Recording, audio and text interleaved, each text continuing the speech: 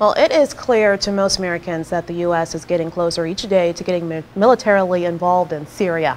But what you may not know is that a new report says we already are. So who exactly is the U.S. supporting? Ben has the reality check you won't see anywhere else.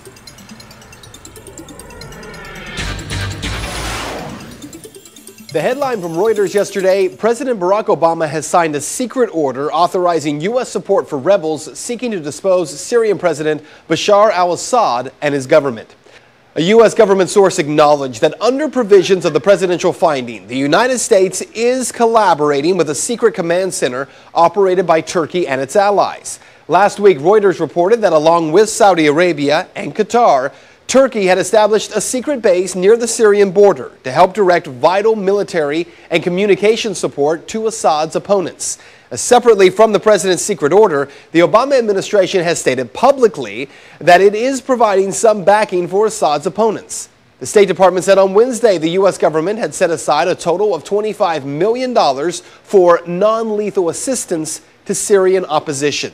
A U.S. official said that was mostly for communications equipment, including encrypted radios. Now, Republicans like Senators John McCain and Lindsey Graham, they insist the president is taking too long to help the rebels overthrow Assad. But the big question here that no one is asking, who are these rebels that the U.S. is supporting?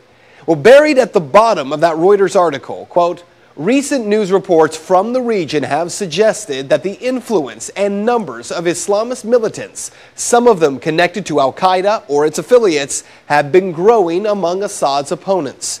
U.S. and European officials say that so far, intelligence agencies do not believe the militants' role in the anti-Assad opposition is dominant. Really? They don't believe that the militant role is dominant? It's kind of interesting because we've been here before. As recently as last year. In 2011, the U.S. provided large amounts of money and military support to help overthrow Muammar Gaddafi. They were providing that support to opposition forces in Libya.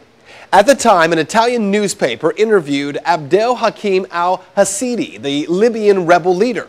And he told that Italian newspaper that jihadists who fought against Allied troops in Iraq, against U.S. troops, were on the front lines of the battle against Gaddafi's regime. Mr. al-Hasidi admitted he had earlier fought against the foreign invasion in Afghanistan before being captured in 2002 in Pakistan. He was later handed over to the U.S. and then held in Libya before being released in 2008. Mr. al-Hasidi insisted his fighters, quote, are patriots and good Muslims, not terrorists, but added that the, quote, members of Al-Qaeda are also good Muslims and are fighting against the invader, end quote. So what you need to know, late last year when Senator John McCain co-wrote the National Defense Authorization Act and President Obama signed it into law, they crafted a law that gave the president the authority to use all necessary and appropriate force during the current armed conflict with Al-Qaeda and the Taliban and associated forces, including the power to indefinitely detain anyone caught supporting Al-Qaeda, which in this case is the president and members of Congress. To be clear, we're spending over $1 trillion and, more importantly, spilling the blood of thousands of American lives in Iraq and Afghanistan. Then spending more American money and military power to, in some cases, help the same fighters overthrow another government. Is Al-Qaeda the enemy or aren't they? And that is Reality Check. If you would like to make your voice heard on this story, you can head over to Ben's Facebook page. You can find it by searching Ben Swan at WXIX.